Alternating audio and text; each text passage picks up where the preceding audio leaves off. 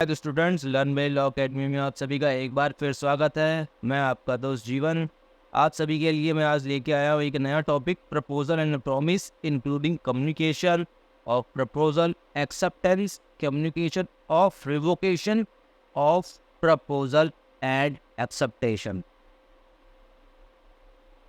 तो बच्चों, आज के इस टॉपिक में हम शुरू करते हैं। पहला टॉपिक यही से ले लेते हैं, proposal, communication of proposal and revocation. एक प्रपोजल को कम्युनिकेशन करते हैं, कम्युनिकेट करते हैं और उसको किस तरीके से रिवोकेशन मतलब उसे वापस ले सकते हैं, खारिज कर देते हैं।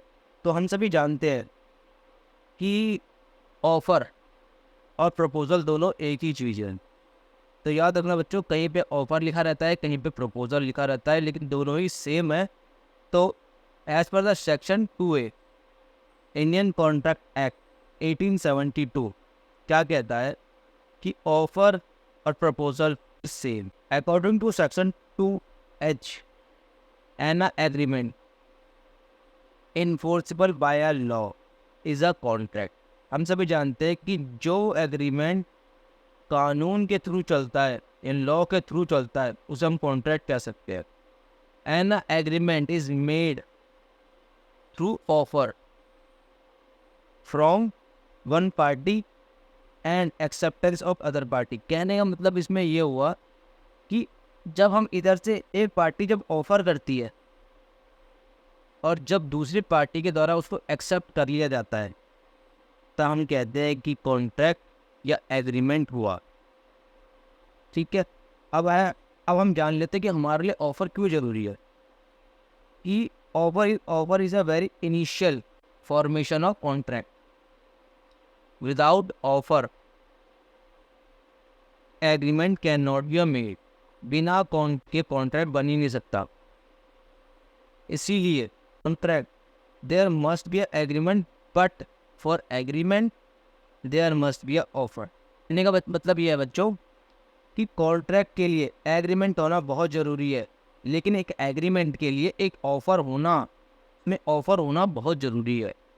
बिना ऑफर के एग्रीमेंट बन नहीं सकता और बिना एग्रीमेंट के कॉन्ट्रैक्ट बन नहीं सकता। इसलिए ये बात बहुत अच्छे से याद रखना बच्चों कि offer very important initial formation या initial stage for any agreement between the two parties and more parties. If the offer is not in the any agreement, it's not all be a agreement, and without agreement not be considered any contract and not any formation of contract। ना ही contract बन सकता है, ना उसे आप contract कह सकते हैं, क्योंकि ऑफर का होना बहुत ज़रूरी है। तो अब आगे देख लेते हैं, अब जान लेते हैं कि as per the section 2A क्या कहता है प्रपोजल के बारे में या ऑफर के बारे में। तो कहते हैं कि a person signify to other is willingness to do या obtain from doing anything with the view to obtaining the assent of that other to such act या obtains is said to make a proposal या offer. कहने का मतलब है जब कोई व्यक्ति अपनी इच्छा को जाहिर करके कुछ काम कराना चाहता है या कुछ चाहता है, अगर वो दूसरे पार्टी द्वारा वो एक्सेप्ट कर लिया जाता है, तो उसको हम कहेंगे कि एक ऑफर जो है पूरा हो गया। फॉर एग्जाम्पल अगर हम समझें तो मान लीजिए एक्स ने कहा कि बी, मैं अपनी जो हाउस है वो बेचना चाहता हूँ वाई को, और जो एक्स है उसने उसकी जो कीमत लगाई थी वो लगाई थी 2.5 लाख रुपए। तो इस केस में जब एक्स ने अपनी इच्छा जाहिर करी वाई के सामने, तो हम कहेंगे कि एक्स ने प्रपोजल रखा किसके सामने, वाई के सामने। तो बच्चों एक चीज़ ये याद रखना इसमें कि जब ऑफर में हम एक साइड से अपनी इच्छाओं को जाहिर करते हैं या अपना कोई काम कराना चाहते हैं, उसके लिए सामने वाले को हम जब ऑफ़र देते हैं या हम कहते हैं कि ये काम हमें करना है, क्या आप इस काम को करेंगे? किसी भी तरीके की आप चीज़ें, अपनी विलिंगनेस, अपनी इच्छाओं को उनके सामने रखते हैं और वो जब उनके द्वारा एक्सेप्ट कर ली जाती है, तो हमारी तरफ से जब जो कहा जाएगा उसे हम ऑफ़र कहेंगे। ये बच्चों, आप अगला देख लेते हैं कि ऐसे रूल्स है जो हम कहते हैं कि उसको एक वैलिड ऑफ़र बनाते हैं। Legal rules of valid offer, मतलब कि एक ऑफ़र को वैलिड बनाने के लिए कुछ रूल होते हैं जो गवर्नमेंट बनाती है। ये इंडियन कॉन्ट्रैक्ट एक्ट 1872 के अंदर लिखे हुए हैं as per the section 2A। तो आइए जान लेते हैं पहले इन सेक्शनों को। सेक्शन को मैंने आपको बता ही दिया है, सेक्शन 2A। और अब जान लेते हैं वो वैलिड रूल कौन कौन से हैं जिसके बिहाफ पे हम भी कैन से दैट कि the offer must be complete. Without this valid rules the offer cannot be completed because they are including the many point of in that rules, and all that points are fulfilled by the offer agreement in the contract. It's called a complete offer, complete proposal. Proposal must be communicated. First point, proposal must be communicated. Second point, term of offer must be certain and not be vague. Second point, term of offer must be certain and not be vague. Third point is intention to create legal relationship. Intention to create a legal relationship. It is a third point. And fourth point is offer may be a general या specific. Offer में B आ general या specific, कहने का मतलब है कि offer एक general भी हो सकता है, स्पेसिफिक भी हो सकता है। ठीक है। फिफ्थ पॉइंट इज कि offer and invitation to treat a offer. अगर offer and invitation to treat offer, कि भाई अगर किसी ने हमारे को इनविटेशन दिया और हमने उसको वापस उसके इनविटेशन को एक्सेप्ट करके उसको अपना ऑफ़र दिया, तो उसको हम ऑफ़र ट्रीट कर सकते हैं।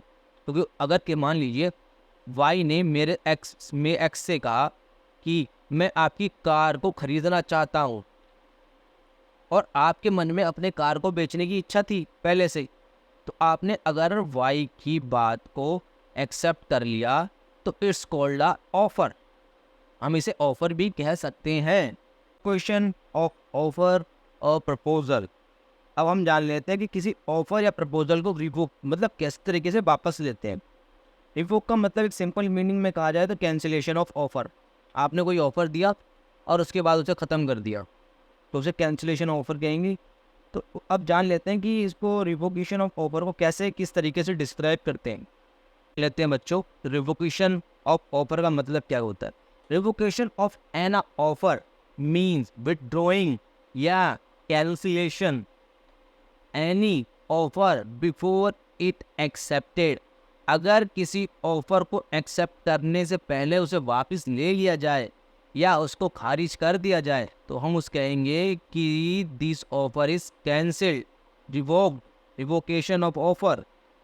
According to section 4, the communication of a proposal is complete when it's come to the knowledge of person to whom it is made, and against the proposer when it is put in a course of transmission to him so has to be out the power of the acceptor, a person as against to acceptor when it comes to the knowledge of the proposer।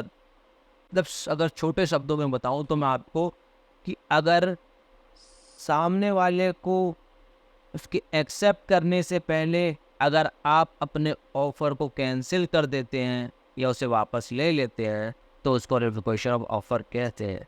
अब आप जान लेते हैं कि mode of revocation of offer भी किस तरीके से आप अपने ऑफ़र्स को कैंसिल कर सकते हैं, ख़त्म कर सकते हैं। तो number 1 is notice of revocation. अगर आप नोटिस दे दें तो रिवोकेशन ऑफ ऑफ़र हो जाएगा। Number 2 lapse of time, time निकल गया, ऑफ़र ख़त्म हो गया। तीसरा आप fail to fulfil the condition, आपने कुछ कंडीशन रखी थी, वो कंडीशन फुलफिल नहीं हो पाई तो वो ऑफ़र ख़त्म हो गया। सामने वाली पार्टी की डेथ हो जाती है इंस्टेंटली तो ऑफ़र ऑटोमेटिक ख़त्म हो जाता है। 5th पॉइंट भी हम लिख सकते हैं बाया counter offer. When it's mean a simple things कि जब आपने कोई ऑफ़र दिया और अपोजिट पार्टी ने आपके इस ऑफ़र के बदले काउंटर ऑफ़र दिया जो आपको नहीं समझ में आया तो आप इसे रिजेक्ट कर सकते हो। उसे आप लिख सकते हैं counter offer means when the offeree या acceptor offers a qualified acceptance of the offer subject to modification and variation in the term of original offer. Therefore, the counter offer amounts to be rejection of the original offer. Number 5 point था। Number 6 point ये हो सकता है कि by a change in the law, if the suddenly या after a some time the law will be a update and change, and this procedure and offers comes to an end if the law is changed so as we make the contract contemplated by the offer illegal या incapable of performance. And number 7 point is an offer is not accepted according to the prescribed या usual mode। मतलब कि अगर किसी offer में लिखा हुआ है एक फॉर्मेट या एक तरीके का स्टेप बाय स्टेप कम्युनिकेट करना कि किस तरीके से कोई चीज़ पूरी होगी, अगर वो उस मैनर में नहीं होती है तो हम उस ऑफ़र को रिवोक भी कर सकते हैं। नंबर 7 पॉइंट मैंने आपको बता दिया। नंबर पॉइंट आपको 8 बताई। नंबर 8 है by the destruction of the subject matter. In a simple mean we can say कि हमने जो ऑफ़र बनाया था या ऑफ़र किया था वो एक स्पेसिफिक मैटर पे या स्पेसिफिक सब्जेक्ट के लिए किया था। अगर फॉर एग्ज़ाम्पल मान लीजिए एक्स का ऑफ़र था वाई को कि वो अपना घर बेचना चाहता है, बट मुद्दे से भटकने के बाद अगर वाई जो है उसे घर की बजाय उससे अपनी गाड़ी को बेचने के लिए कहे तो हम इस केस में भी अपने ऑफ़र को रिवोक कर सकते हैं। तो बच्चों आज के लिए ये सारे की सारी डिटेल जो ऑफ़र के रिगार्डिंग थी मैंने आप सभी को बता दिया है। इसके बावजूद भी अगर आपको ना समझ में आए तो आप मुझे कमेंट करके बता सकते हैं और बहुत जल्द मैं PDF अवेलेबल करा दूँगा। जिन जिन स्टूडेंट्स को इसकी PDF चाहिए वो सारे के सारे स्टूडेंट्स मुझे व्हाट्सएप पे हाई लिखकर सब्जेक्ट लिखकर आप मुझे व्हाट्सएप कर दें, मैं आपको जल्द से जल्द उसका रिप्लाई करने की कोशिश करूँगा। और जो स्टूडेंट्स चैनल्स में नए हैं उन सभी से मेरी गुजारिश है कि चैनल्स को लाइक करें और सब्सक्राइब करें। और मेरे लिए एक छोटा सा काम करना है आप सभी ने, कि ज़्यादा बड़ा काम नहीं है, छोटा सा एक काम है कि जिन स्टूडेंट्स को इन नोट्स की या इस टॉपिक की या इन वीडियो की ज़्यादा ज़रूरत है, जो फाइनेंशियली स्ट्रॉन्ग नहीं है और जो इकोनॉमिकल कंडीशन इनकी ठीक नहीं है, पढ़ने के लिए इच्छुक है, डेडिकेटेड है, उन सभी के लिए मैं वीडियो बना रहा हूँ। आगे भी वीडियो बनाता रहूँगा। मेरी आने वाली वीडियो अब 1-1 घंटे की 2-2 घंटे की होगी जिसमें आपके पूरा सेशन रिवीजन हो जाएगा। तो मेरे साथ जुड़े रहिए और मेरे लिए एक छोटा सा काम कीजिए, इसको ज़्यादा से ज़्यादा शेयर कीजिए, लाइक कीजिए। और चलिए फिर अगले टॉपिक में मिलते हैं। अगला टॉपिक मेरा रहेगा एक्सेप्टेंस के ऊपर रहेगा। Acceptance is a rule, is communication, it revocation. कहने का मतलब है कि किस तरीके से एक्सेप्टेंस होती है, उसके क्या वैलिड रूल्स होते हैं और उसको किस तरीके से रिवोक से वापस लेते हैं। तो चलिए आगे फिर मिलते हैं, तब तक के लिए धन्यवाद।